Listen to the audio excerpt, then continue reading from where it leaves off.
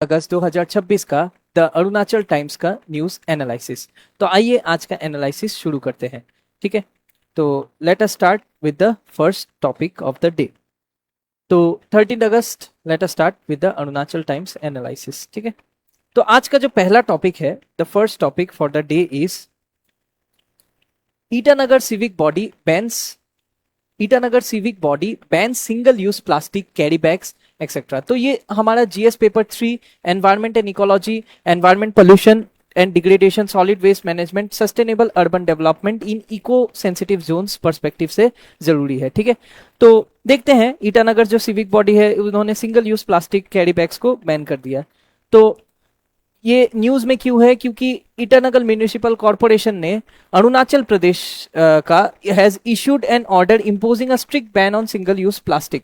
तो single use plastic ban करने की कई दिनों से बात चल रही थी। इस बार अब ईटानगर म्यूनिसिपल कॉर्पोरेशन ने ये डिसाइड किया है कि एक ऑर्डर इम्पोज करेंगे जिससे कि स्ट्रिक्ट बैन हो जाए सिंगल यूज प्लास्टिक। अब ये सिंगल यूज प्लास्टिक आइटम्स क्या होते हैं? जैसे कि प्लास्टिक कैरी बैग्स जो कि आपका 120 माइक्रोन से पतला है, थिनर है। Those items which are plastic carry bags that are thinner than 120 microns across its jurisdiction। तो बेसिकली सिंगल यूज प्लास्टिक जो सपोज मान लीजिए हम नारियल पानी पी रहे हैं तो उसका जो स्ट्रॉ एक बार यूज किए फेंक दिए, तो इस तरह के प्लास्टिक को बैन करेंगे। ठीक है, एंड और प्लास्टिक कैरी बैग्स में कौन सा? प्लास्टिक कैरी बैग्स जो कि पतले हैं, थिनर है, आपके 120 माइक्रोन्स से कम के जो जितने भी प्लास्टिक कैरी बैग्स है 120 माइक्रोन से कम के, which are thinner than 120 microns, this will be totally banned under its jurisdiction, जहां तक भी आईएमसी का जुरिस्डिक्शन है। Then issued by IMC joint commissioner Khoda Lasa ji ने इशू किया। और ये जो ऑर्डर है it applies to all commercial establishment, जितने भी कॉमर्शियल एस्टेब्लिशमेंट है सभी पे अप्लाई होगा, जैसे कि सुपरमार्केट्स हो गए, होटल्स हो गए, ईटरीज हो गए, स्ट्रीट वेंडर्स हो गए। तो ताकि ये कॉम्प्लाई करता है जो national plastic waste management rules है उसके साथ, ये जो बैन है ये कॉम्प्लाई कर रही है। ठीक है, सो आप लोग भी जल्दी से ज्वाइन कीजिए। Just a minute.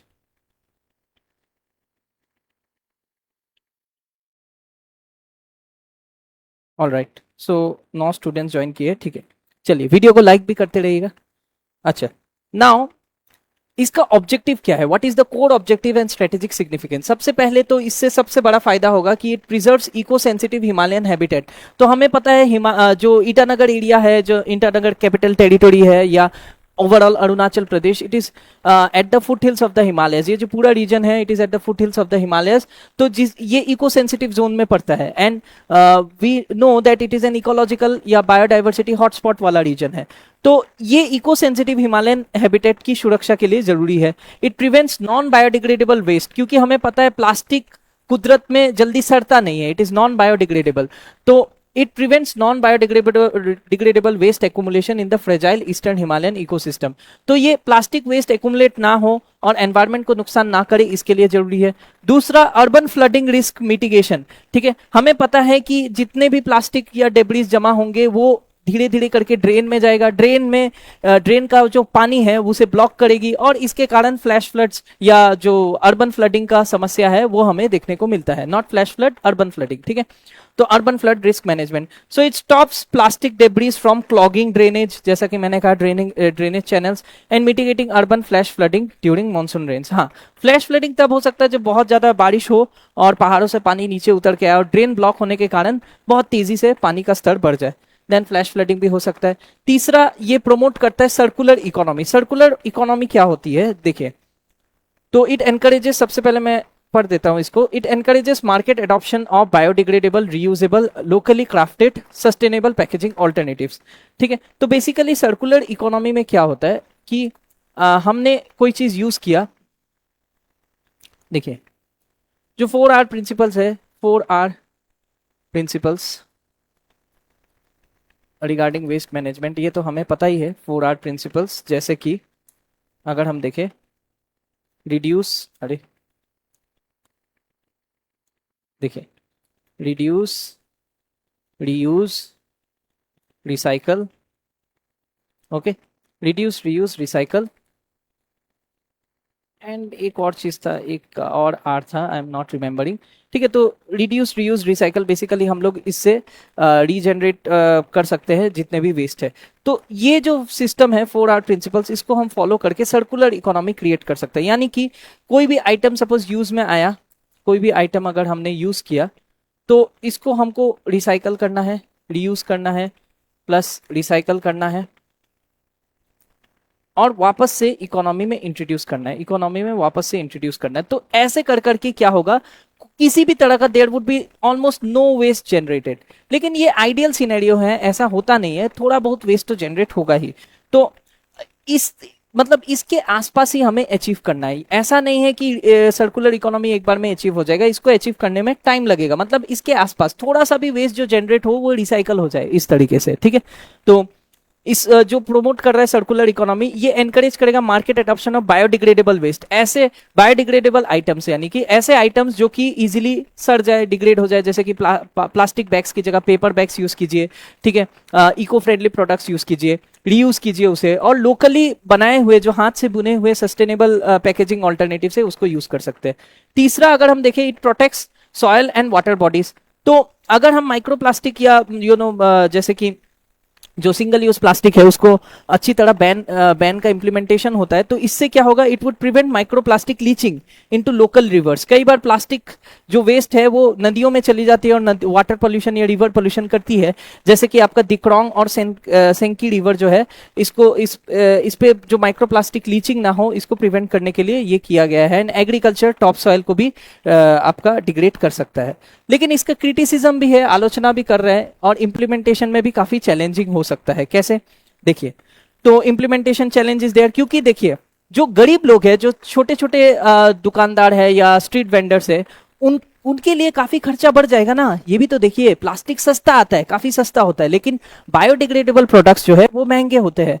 जैसे अगर हम देखें कि पेपर बैग्स वगैरह, जैसे क्लॉथ, कपड़े का बैग हो गया, पेपर बैग हो गया, बायोडिग्रेडेबल कैरी बैग्स, ये थोड़े महंगे आते हैं। तो there is lack of cost effective alternatives, ठीक है। कॉस्ट इफेक्टिव यानी सस्ता। अब प्लास्टिक तो बैन कर रहे हैं, उसकी जगह कुछ तो यूज करना है, लेकिन वो सस्ता नहीं होता है, ठीक है। तो इसलिए स्मॉल वेंडर्स, जो स्ट्रीट वेंडर्स होते हैं या इनफॉर्मल ट्रेडर्स होते हैं, इनको कई सारा हाई कॉस्ट बैरियर फेस करना होता है जब वो शिफ्ट करते हैं कपड़े का बैग में, पेपर में या बायोडिग्रेडेबल कैरी बैग्स में। तो इनको ऑल्टरनेटिव्स, सस्ता ऑल्टरनेटिव्स प्रोवाइड करने की जरूरत है, ठीक है। ये क्रिटिसिज्म है। दूसरा, एनफोर्समेंट बॉटलनेक्स। अब इसको एनफोर्स कैसे करेंगे, पता कैसे चलेगा कोई यूज कर रहा है या नहीं? देखिए कि monitoring decentralise street vendors and remote supply chains. तो जो दूर दराज की जो सप्लाई चेन है उसको हमें मॉनिटर करना होगा, ढंग से आपका देख रेख करना होगा। ये एक चैलेंज है जिससे कि जो फुलफिल हो सकता है अगर कॉन्टिन्यूअस म्यूनिसिपल स्टाफ ज्यादा से ज्यादा रिक्रूट किया जाए म्यूनिसिपल कॉर्पोरेशन में और इंस्पेक्ट किया जाए टाइम टू टाइम, तब इसे इंप्लीमेंट किया जा सकता है, ठीक है। लेकिन एनफोर्समेंट बॉटलनेक्स अभी भी बने हैं, ठीक है। भले ही बैन हो जाता है लेकिन अंदर ही अंदर यूज होता रहता है, ठीक है। उसी तरह से जैसे कोई स्टेट अगर ड्राई स्टेट खुद को डिक्लेयर करता है तो इलीगली भी शराब बेचे जाते हैं, ठीक है। तो दैट इज वन प्रॉब्लम। तीसरा प्रॉब्लम है इसका जो इंटर स्टेट प्लास्टिक इनफ्लक्स। मान लीजिए प्लास्टिक कैरी बैग्स जो है वो स्टेट कैपिटल में आपके एंटर हो जाता है। कैसे? It enters often enter state capital via unchecked interstate wholesale distribution network. तो मतलब कुछ कुछ डिस्ट्रीब्यूशन नेटवर्क्स होते हैं जो दूसरे स्टेट से, मतलब सपोज अरुणाचल के एरिया में प्लास्टिक बैन है, सिंगल यूज प्लास्टिक बैन है, लेकिन बाकी के नेबरिंग स्टेट्स में तो ये बैन नहीं है, जैसे आसाम हो गए। तो वहां से आपका इलीगल तरीके से आपका प्लास्टिक अरुणाचल लाया जा सकता है। या मान लीजिए आपके होलसेल ऐसे डिस्ट्रीब्यूशन नेटवर्क्स है, अगर इस पे चेक नहीं लगाया जाए, इस पे रेगुलेशन नहीं किया जाए, तो इस तरह से भी प्लास्टिक कैरी बैग्स एंटर कर सकते हैं, ठीक है। क्योंकि प्लास्टिक सस्ता है, तो दैट इज वाई। एंड तो इससे इसका उपाय क्या है, what can we do as officers? आप लोग को सोल्यूशन देना होगा। तो what is the way forward here? तो way forward is simple, strengthen municipal inspection, ज्यादा से ज्यादा इंस्पेक्शन बढ़ाइए, डेडिकेटेड टास्क फोर्स लगाइए, ठीक है, मार्केट ऑडिट्स कीजिए, ओके, ये एक उपाय है। दूसरा उपाय है कम्युनिटी लेड इनिशिएटिव, ठीक है। जो लोकल कम्युनिटी है, जो सेल्फ हेल्प ग्रुप्स है, उनको मैन्युफैक्चर करने दीजिए ना, ठीक है। उनको ऐसा कॉटन या जूट बैग्स मैन्युफैक्चर करने दीजिए, इससे रोजगार भी बढ़ेगा, ओके। एफोर्डेबल, जो कि एफोर्डेबल होना चाहिए, एफोर्डेबल सस्ता दामों में जैसे बिक रहे हैं आपके एफोर्डेबल कॉटन या जूट बैग्स, ठीक है, इसको डिस्ट्रीब्यूट करवाइए इनसे। देन तीसरा, प्रोमोटिंग इको फ्रेंडली ऑल्टरनेटिव्स, ठीक है। अगर मान लीजिए कि सिंगल यूज प्लास्टिक हम बैन कर रहे हैं तो कुछ एक ऑल्टरनेटिव भी देना चाहिए ना। ऑल्टरनेटिव के रूप में हम सेल्फ हेल्प ग्रुप्स को डिप्लॉय कर दिए, मान लीजिए कॉटन या जूट बैग बना रहे हैं, लेकिन ये तो टाइम लगेगा ना इंप्लीमेंट होने में, तो कॉटन एंड जूट बैग्स का सप्लाई बढ़ाने में। तब तक के लिए हम ये कर सकते हैं कि ग्रांट टैक्स कंसेशन इनको दे दीजिए, ठीक है, सब्सिडीज वगैरह प्रोवाइड कीजिए लोकल वेंडर्स को, टू लोकल एंटरप्रेन्योर्स, जिससे कि सर्टिफाइड ऑल्टरनेटिव्स हम लोग मतलब क्रिएट किया जा सके, ठीक है, certified we can say compostable plastic alternatives create किया जा सके, ऐसा कुछ स्टेप ले सकते हैं हम लोग, ठीक है। तो आइए देखते हैं एक prelims practice question. Okay, let us see a prelims practice question regarding this news, ठीक है। तो इसको सॉल्व करने की कोशिश कीजिए आप लोग, जस्ट अ मिनट, इसको थोड़ा मैं ऊपर कर देता हूं, हाँ अभी देखते हैं। तो let us see a prelims practice question. तो क्या पूछ रहा है, देखिए, with reference to the plastic waste management amendment rules in India consider the following statements. तो ये नेशनल लेवल अमेंडमेंट रूल्स है। तो ये जो रूल्स है, it mandate a minimum thickness of 120 microns for plastic carry bags to facilitate reusability and recycling, ठीक है। तो ये रूल्स मैंडेट कर रहा है कि मिनिमम थिकनेस ऑफ 120 माइक्रॉन्स होना चाहिए प्लास्टिक कैरी बैग्स के लिए। क्या ये सही है? देखिए, और रूल्स जो है, it grants exemption to single use plastic cutlery, ठीक है, and polystyrene items used for decoration. तो जो जो कटलरी होते हैं, जो प्लास्टिक के चम्मच वगैरह आते हैं या प्लास्टिक के प्लेट आते हैं, उस पे ये जो है plastic waste management amendment rules, ये स्टेटमेंट बोल रहा है कि ये इन चीजों को एग्जेम्प्ट करता है, मतलब ये बैन नहीं है। जैसे प्लास्टिक कटलरी, पॉलीस्टाइरीन आइटम्स, तो क्या ये बैन नहीं है सच में? देखिए, ठीक है, क्या ये स्टेटमेंट सही है? Check it. And urban local bodies जो है, urban local bodies are responsible for enforcing plastic waste management regulation within their territorial limits. तो अर्बन लोकल बॉडीज जो है, जैसे म्यूनिसिपैलिटीज या पंचायत, इन ये रेस्पॉन्सिबल है प्लास्टिक वेस्ट मैनेजमेंट रेगुलेशन के लिए अपने निर्धारित जगहों पर। तो ये तीनों स्टेटमेंट एक बार ध्यान से देख लीजिए आप लोग, ठीक है। Kindly let me know the answers in the comment. तो इनमें से which of the statements given above are correct? कौन सा स्टेटमेंट इनमें से दिए गए स्टेटमेंट करेक्ट है? 1 and 2 है, 1 and 3 है, 2 3 है, या 1 2 3 है? तो काइंडली स्टूडेंट्स कमेंट सेक्शन में आंसर बताइए, जल्दी जल्दी कमेंट कीजिए, ठीक है। तो इसका आंसर हम बाद में डिस्कस करते हैं, ठीक है। तो let us see the next news, ठीक है। तो आप लोग कमेंट कर सकते हैं इसका आंसर, ठीक है। देखिए, इसका आंसर सिंपल होगा, सिंपल है अगर मैं बताऊं। देखिए, पहला स्टेटमेंट ऑब्वियसली करेक्ट है, 120 माइक्रॉन्स, अभी अभी हमने देखा। तीसरा स्टेटमेंट भी करेक्ट है, लेकिन दूसरा स्टेटमेंट अगर आप ध्यान से पढ़े तो आपको पता चलेगा एग्जेम्पशन दिया है किसको? सिंगल यूज प्लास्टिक को। अरे सिंगल यूज प्लास्टिक ही तो बैन कर रहे हैं, तो कैसे एग्जेम्पशन होगा? तो 1 and 3 would be the correct answer, ठीक है, समझ गए? तो the answer would be B, option B, 1 and 3 statements 1 and 3 are correct, ठीक है। चलिए, तो देखते हैं अगला न्यूज। अगला न्यूज हमारा क्या बोल रहा है कि पक्के tiger reserve observes world elephant day. World elephant day पक्के टाइगर रिजर्व में ऑब्जर्व किया गया, विच इज इन पक्के किसान डिस्ट्रिक्ट। चलिए, तो पक्के tiger reserve observes world elephant day, ये जीएस पेपर 3 एनवायरमेंट और इकोलॉजी पर्सपेक्टिव से जरूरी है, खासकर conservation, environmental pollution and degradation, या फिर environment impact assessment, biodiversity. Basically जो जीएस पेपर 3 है उसमें आपका एनवायरमेंट एंड इकोलॉजी पर्सपेक्टिव से जरूरी है, ठीक है। बायोडाइवर्सिटी और वाइल्ड लाइफ प्रोटेक्शन के भी पर्सपेक्टिव से हम देख सकते हैं, ठीक है। तो 12 अगस्त 2026 को मनाया गया वर्ल्ड एलिफेंट डे, कहाँ पे? सिजोसा, जो कि आपके पक्के वाइल्ड लाइफ सेंचुरी और टाइगर रिजर्व के ही अंदर है, इन अरुणाचल, ठीक है। तो स्टूडेंट्स, इससे भी जुड़ा हुआ क्वेश्चंस हम ला रहे हैं, इसको भी आंसर करने की कोशिश कीजिए। तो देखिए, तो this has been organised jointly by the Assam wildlife research, और इसको जॉइंटली ऑर्गेनाइज किया गया किसके द्वारा? Jointly by Assam wildlife research और रेस्क्यू ऑर्गेनाइजेशन, ठीक है। और अरुणाचल का जो फॉरेस्ट डिपार्टमेंट है, ये जो इवेंट है ये फोकस कर रहा था एलिफेंट कंजर्वेशन, मिटिगेशन, मतलब जो हाथी और इंसानों का जो कॉन्फ्लिक्ट होता है, मैन एलिफेंट कॉन्फ्लिक्ट, तो उसको मिटिगेट करने की कोशिश कर रही थी कि ज्यादा से ज्यादा कॉन्फ्लिक्ट कम हो, और प्रोटेक्ट करने की कोशिश कर रहे critical corridor landscapes in the eastern Himalayas. Eastern Himalayas में जो एलिफेंट कॉरिडोर है, अब देखिए, हाथी ऐसा जानवर है, वो एक जगह नहीं रहता, एक जगह जंगल के एक पैच में जब खाना खत्म हो जाती है तो दूसरे पैच में माइग्रेट करके जाता है, जंगलों के बीच रास्ते बना के। यही रास्तों को हम बोलते हैं एलिफेंट कॉरिडोर्स, ठीक है। इसी को प्रोटेक्ट करने की बात की गई। तो करंट कॉन्टेक्स्ट देखते हैं, regional significance, that local event, it was a local event, ये कॉमेमोरेट करता है वर्ल्ड एलिफेंट डे 2026, ठीक है। और अगर हम देखें पक्के टाइगर रिजर्व जो है या पक्के wild life sanctuary, it forms an integral part of the Kameng elephant reserve. Kameng elephant reserve का भी एक हिस्सा है।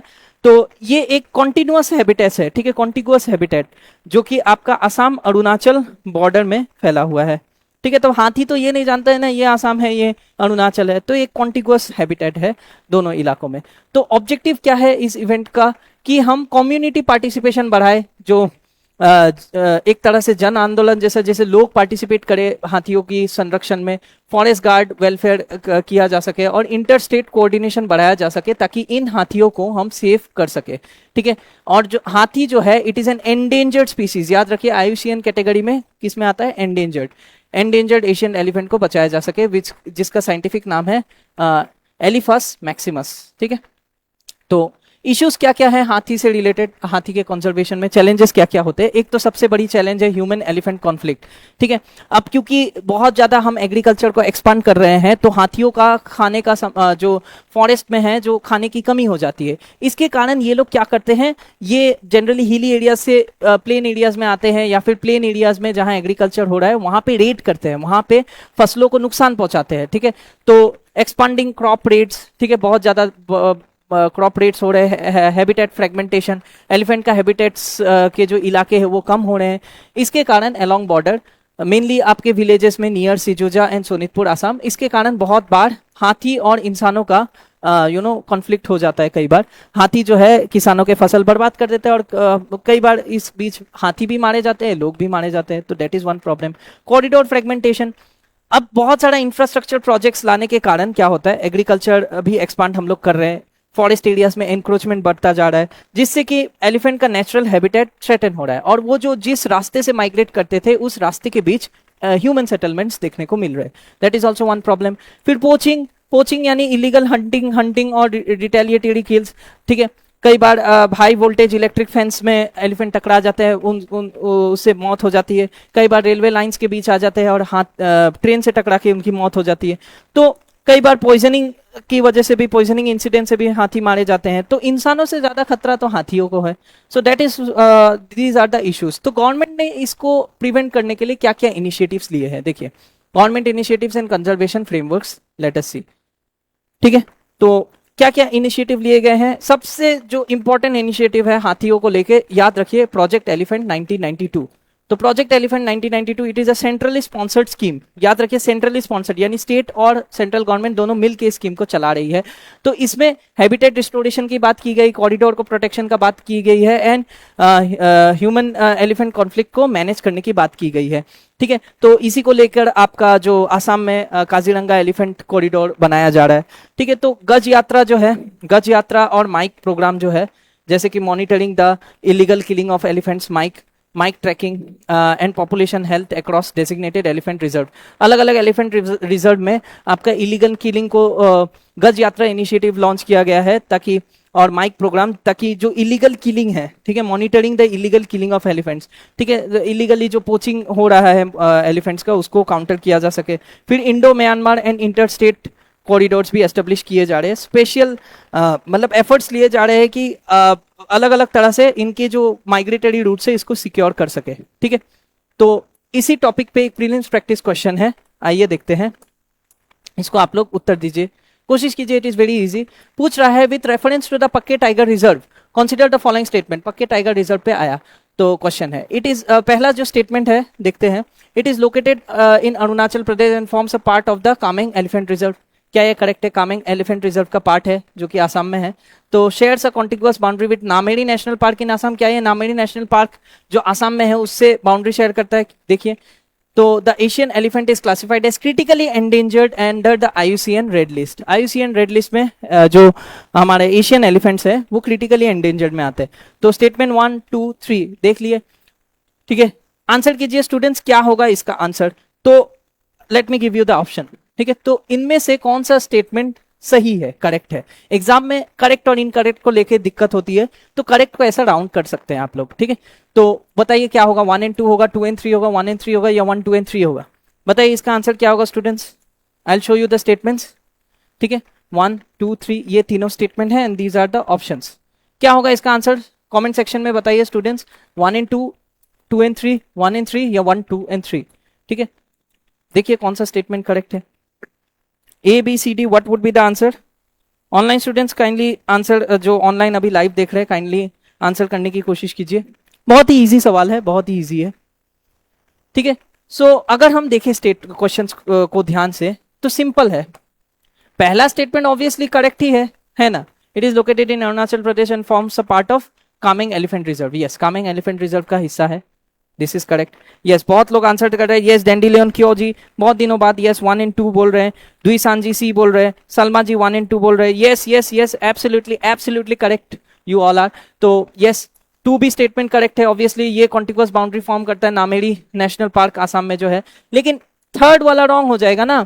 एशियन एलिफेंट जो है it is classified as critically endangered, नहीं, सिर्फ एंडेंजर्ड है, क्रिटिकली एंडेंजर्ड नहीं है।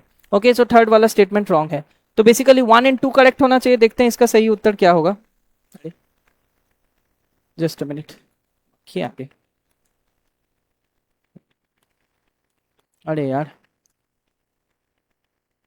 जस्ट अ मिनट, हाँ जस्ट अ मिनट, कुछ तो गड़बड़ है, बोर्ड हैंग कर दिया था। हाँ, okay okay, now it is fine.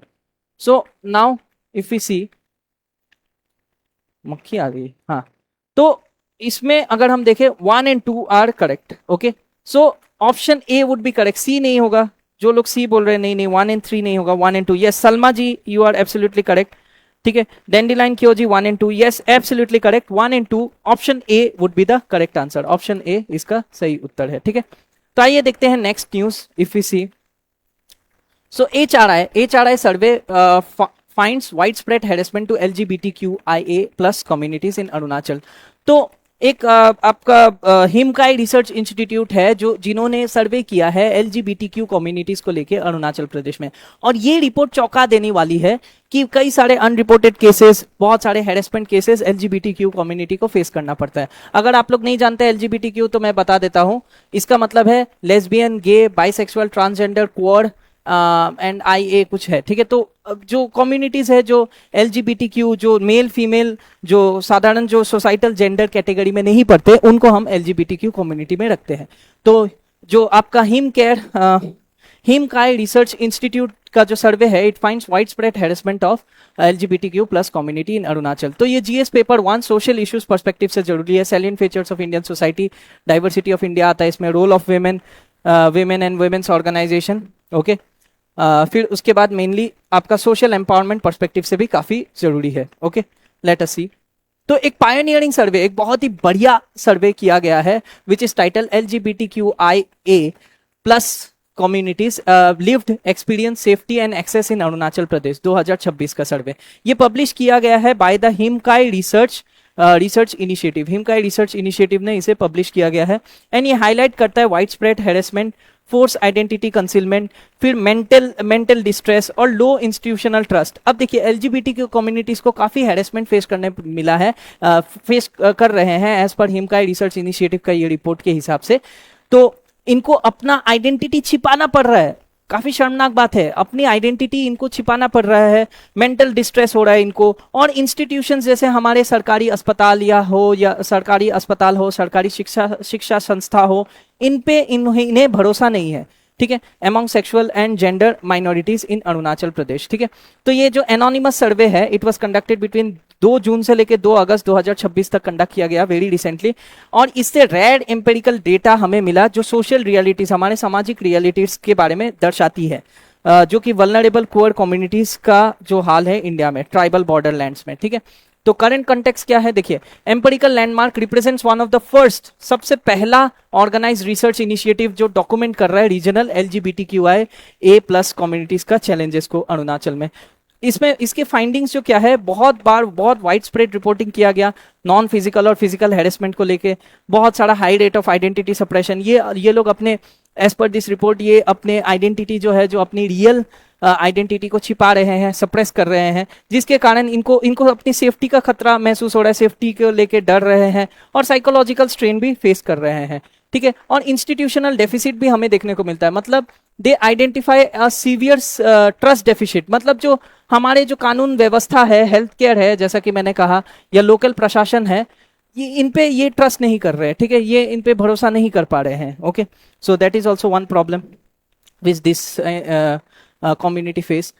फिर देखिए इंटरसेक्शनल सोशियो कल्चरल कॉन्टेक्स्ट के हिसाब से अगर हम देखें, सामाजिक और सांस्कृतिक वे में अगर देखें, तो इंटरसेक्शनलिटी विद ट्राइबल नॉर्म्स, जो पुअर इंडिविजुअल्स है वो लोग, जो मान लीजिए हम लोग जो आम भाषा में हिजरा बोलते हैं, या फिर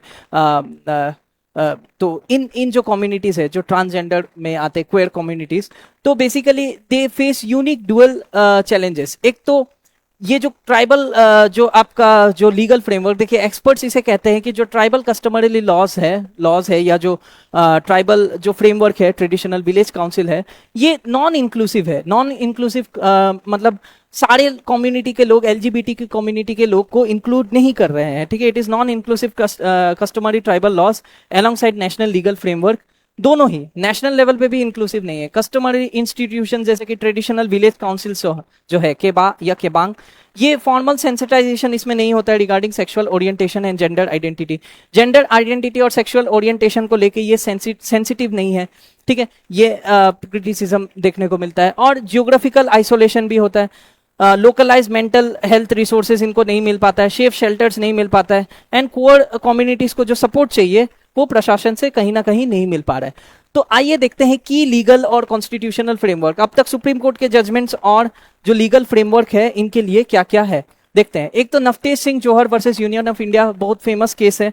Navtej Singh Johar versus union of India 2018 का केस है।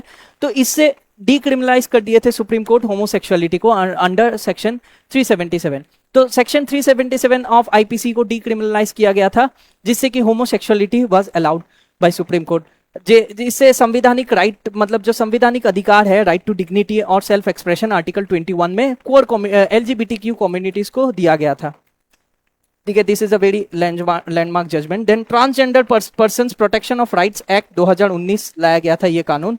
तो जो मैंडेट करता है non discrimination in education employment, मतलब इनको रोजगार को लेके या शिक्षा को लेके इनके साथ कोई भेदभाव नहीं किया जाएगा, हेल्थ केयर को लेके, along with state level welfare boards भी बनाए गए हैं इनके प्रोटेक्शन के लिए, लेकिन ढंग से इंप्लीमेंट नहीं हो रहा है, हमें दिख रहा है।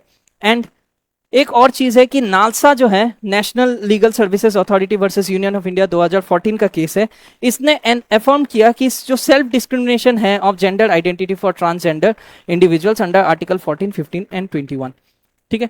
तो एक प्रीलिम्स प्रैक्टिस क्वेश्चन है इस मुद्दे को लेके। सर नेशनल न्यूज भी देखना होगा या फिर अरुणाचल का न्यूज ही काफी होंगे? देखिए नेशनल न्यूज जो अभी मंथली बेसिस पे या एक एपीएसएसबी का लेके आपका जो आपका वी कैन से मंथली जो हमने वीडियो रिकॉर्ड किए हैं वो देख सकते हैं। आयन सर का होगा, मेरा होगा, मंथली करंट अफेयर्स बोल के, ठीक है, यूट्यूब में, ठीक है। और हम सोच रहे हैं और 25-25 करके ऐसे क्वेश्चंस आपके लिए लाए, मतलब कंपाइलेशन के फॉर्म में। सो थोड़ा वेट कीजिए, ये अभी बन रहा है, जो भी इंपॉर्टेंट क्वेश्चंस आ सकते हैं, ठीक है। चलिए, और बाकी जो आपका किसी ने कमेंट किया था लास्ट वीडियो में, देखिए बाकी जो आपका छूट गया है, जैसे 9, 10, 11, 12 अगस्त का, आई थिंक 7, 8, 9, 10, सॉरी 7, 8, 9, 10 अगस्त का जो न्यूज़पेपर एनालिसिस है अरुणाचल टाइम्स का, वो आपको कंपाइल्ड फॉर्म में एक पीडीएफ प्रोवाइड किया जाएगा टेलीग्राम ग्रुप में, ठीक है, टेलीग्राम चैनल में हमारे। तो थोड़ा वेट कीजिए, वो अभी एक्चुअली हमारा जो ये टाइपिस्ट है वो छुट्टी पे था, तो अभी जो कंपाइलेशन हो रहा है वो आपका होकर आपको जल्दी मिल जाएगा। सो थोड़ा वेट कीजिए। और बाकी डेली एनालिसिस का तो आपको मिल ही रहा है, ओके। तो क्लियर, तो आपको मंथली वाला भी देखना है, ठीक है, मंथली वाला भी देखिए, उसमें नेशनल न्यूज भी कवर्ड है। चलिए, तो with reference to the constitutional and legal protection for sexual and gender minorities, consider the following statement. देखिए पहला स्टेटमेंट बोल रहा है, supreme court in Navtej Singh Johar versus union of India 2018 का केस है, ये रूल किए थे कि discrimination based on sexual orientation is violation of article 15 of the constitution. क्या ये ऐसा है? स्टेटमेंट को एनालाइज कीजिए। फिर दूसरा, transgender person protection of rights act prohibits discrimination against transgender individual employment, education and health care. तो अभी अभी हमने देखा, obviously this statement would be correct, ये तो करेक्ट है, ठीक है। पहला वाला आप लोग बताइए। तीसरा क्या बोला है, right to self determine gender identity was recognised as a fundamental right under article 21। Right to self determine gender identity, मतलब अपना जो जेंडर आइडेंटिटी है हम उसे डिटरमाइन कर सकते हैं, यह आर्टिकल 21 में हमारा अधिकार है, जो कि NALSA versus union of India judgment में दिया। यस, ये भी करेक्ट है। पहला स्टेटमेंट करेक्ट है, यानी क्या लगता है आप लोग को? क्या होगा इसका answer students? Obviously yes, first statement is also correct. तो इसका सारा होना चाहिए, ठीक है, 1 2 3, let us see. Yes, 1 2 3 is the correct answer. Last news आज का देखते हैं, कंटेन फ्यूचर आउटब्रेक्स, ठीक है। Let us see the last news about it. Okay, so contain future outbreaks. Let us see this news. Very important, GS paper 2, issues relating to development or management, social sector, services, health और agriculture perspective से जरूरी है। तो हम देख रहे थे foot and mouth disease के बारे में, ये काफी वाइड स्प्रेड हो गया, अभी काफी फैल रहा है, तो बार बार न्यूज में आ रहा है, यहाँ से क्वेश्चन बन सकते हैं। तो क्यों ये न्यूज में है? क्योंकि अरुणाचल प्रदेश के एनिमल हस्बेंड्री और वेटनरी डेयरी डेवलपमेंट डिपार्टमेंट ने कंफर्म किया है कि एक आउटब्रेक हो गया है फुट एंड माउथ डिजीज का, ठीक है। और अलग अलग मल्टीपल डिस्ट्रिक्ट्स में हमें देखने को मिल रहा है, दिबांग वैली, ईस्ट कामेंग, पक्के केसांग और पापुम पारे में भी देखने को मिल रहा है। तो ओवर 200 से भी ज्यादा केसेस हमें देखने को मिल रहा है। मिथुन बहुत सारे मर रहे हैं, आपका बॉस फ्रंटालिस जिसे हम कहते हैं, तो मिथुन का डेथ हमें देखने को मिल रहा है, जो कि एक सेमी डोमेस्टिकेटेड बोवाइन सेंट्रल मतलब डोमेस्टिकेटेड एनिमल है, ठीक है। तो सेमी डोमेस्टिकेटेड बोवाइन होते हैं। तो 200 से भी ज्यादा केसेस और बहुत सारे मिथुन ऐसे मर रहे हैं, ठीक है, बीमारी के कारण, आप देख सकते हैं इस पिक्चर में। तो ये काफी इंपॉर्टेंट जानवर है, जैसे कि हमें पता है इंडिजिनियस लाइवलीहुड के लिए ये रिपोर्ट किया गया है।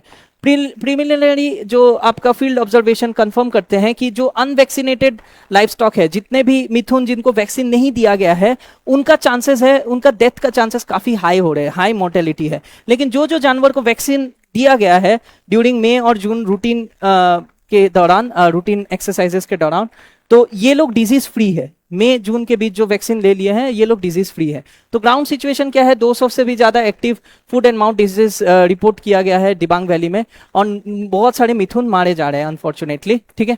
और डिस्ट्रिक्ट अफेक्टेड कौन कौन से district? Dibang valley, east Kameng, पक्के केसांग, पापुम पारे में भी हो रहा है।